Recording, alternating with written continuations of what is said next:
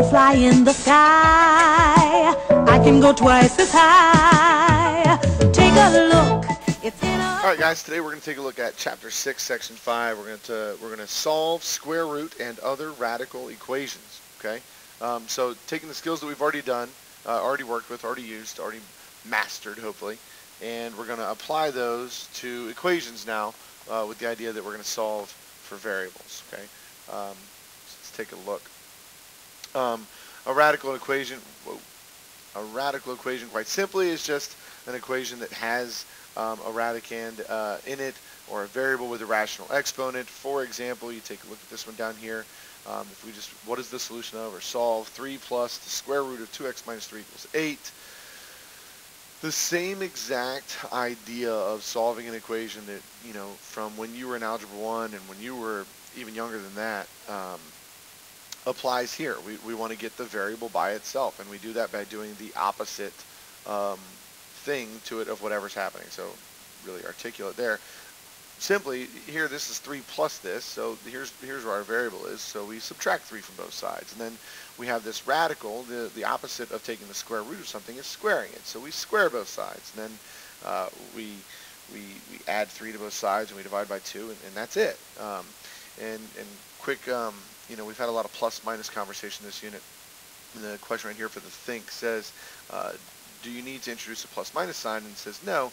When you take the square root of each side of an equation, you do. But here you are squaring both sides, so we don't. So if we were to take the square root, yes. But because we are squaring, no, it's the opposite. Okay? Let's take a look at, we can check our answer really simply. I would really suggest doing this. It lets you know right away if you're right or wrong. You plug 14 in, we get 28 minus 3 is 5, square root of 25 is 5, and we get 8. Okay? Go ahead and pause the video right here. Try got it 1 and see what you get. Go ahead and try that now. All right, you've unpaused, and hopefully you got x equals 6. If you didn't, try it again. See if you can find your mistake. Your mistake might be in subtracting 1 before you've taken care of the radical, so take care of that first. If you still don't get it, make sure you say something, and we'll go over it in class. All right, so to solve equations of the form of m over n equals k, we raise each side of the equation to n over m. So just the reciprocal of this. Now, this is important here, and this is where absolute values are going to come back into play a little bit. If m or n is even, if either one of them is even, we need to take the absolute value of x, and I'll show you what I mean by that. It's easier than what we were working on earlier. So it happens right down here. So we divide by 3, we multiply by the reciprocal, and then we get x plus 1 to the 6 over 6. So because of that, that equals 1. But because they're both even, okay, since the numerator of 2/3 is even, then we have the absolute value of x. The numerator right here was even, okay? Because that's even, we have the absolute value of x plus 1 equals 8. So then it's x plus 1 equals plus or minus 8, and x equals 7 or negative 9. Now, what we have to do with both of those is we need to check them. Okay, we need to check them. When we plug them in, we get 12 equals 12, and we're good to go. Okay, so if we go back to the very beginning, as soon as we have this 2/3, we can look at that. If m or n is even, we have absolute value. Okay, so we can have 2 answers. So what is the solution of 3 times the 5th root of x plus 1 cubed plus 1 equals 25. Okay, go ahead and pause the video right here. Try that one on your own. All right, so the example here, the second example, 3 times the cube root, the 5th root of x plus 1 cubed plus 1. Here, 3/5 is going to end up being our exponent. Neither one of those is even, so we don't need to worry about an absolute value. And then we just work our way through the problem and solve. Okay, so no problems here. Got it, number 2. You're going to try that now on your own. 2 times the quantity x plus 3 raised to the 2/3 equals 8. You should notice right away 2 is an even number, so you're going to have to take an absolute value to get 2 answers. Go ahead and pause the video and try that now. Go ahead and pause. All right, you're done. Hopefully you got x equals 5 and negative 11. Okay, x equals 5 and negative 11. If you got one and not the other, go back and check for the absolute values. If you got it, great. And if you didn't, go ahead and try that again and see what you get. If you don't get it still, then you're going to want to make a note of that so we can go over it in class. So how to use radical equations. So they show up in word problems oftentimes. This is just going to be plugging in and solving.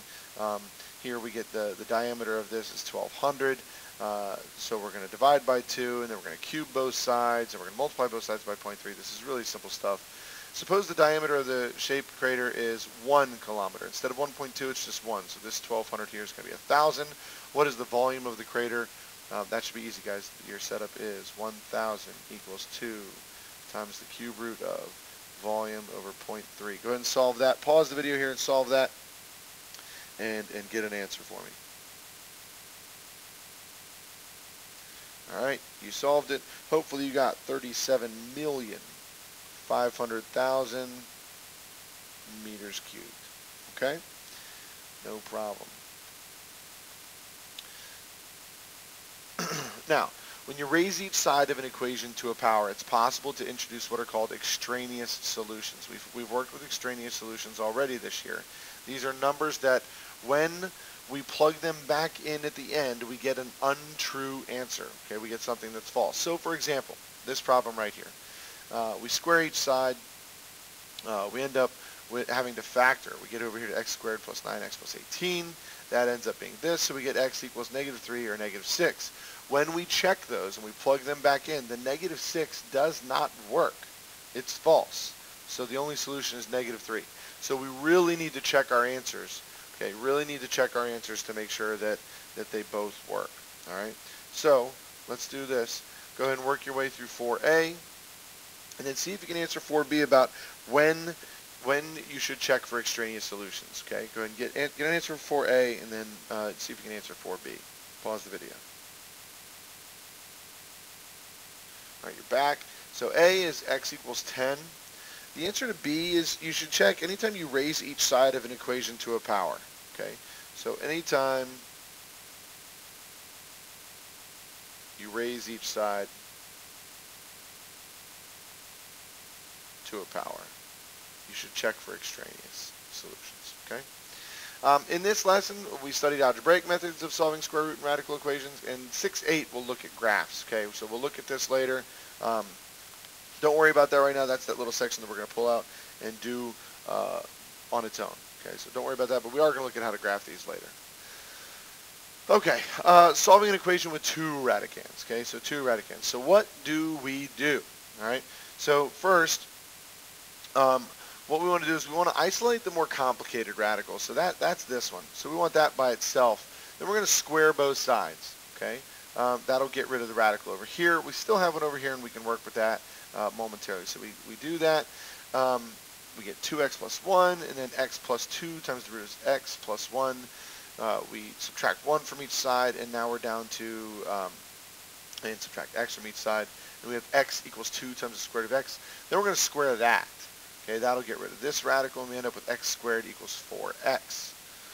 We subtract 4x so we can set it equals 0. This is now quadratic. We can solve it by factoring. We get 0 or 4 because of the zero product property. And then, because we did it twice, we took a power to both sides, we're going to check our answer to make sure that there are no extraneous solutions. So we plug those back in, and sure enough, there are no extraneous solutions, so we're all set. Okay. So again, isolate the more complicated radical, square everything, assuming it's a square root. Work your way down as much as you can, then square the other one, and then you're going to have to use the quadratic formula or factoring or something to solve that quadratic. Okay. Go ahead and pause the video here. See if you can get number 5. Got it, number 5. All right, you've unpaused. Got it, number 5 is x equals 9. Okay, just one answer there. If you got 2, check for the extraneous. If you didn't get it at all, make a note of it, and we will go over it in class. That's it, guys. That's it for the notes. I'm not even writing right now. I don't know why it's doing that. Yikes. That's it. Help me out. Tweet the video, like the video on YouTube, share the video somehow so that your friends can see it, so enough people are seeing this stuff. It's going to get a little bit harder as we go, and we don't want to get caught up on something that we can probably do pretty easily. All right. See you next time. Bye.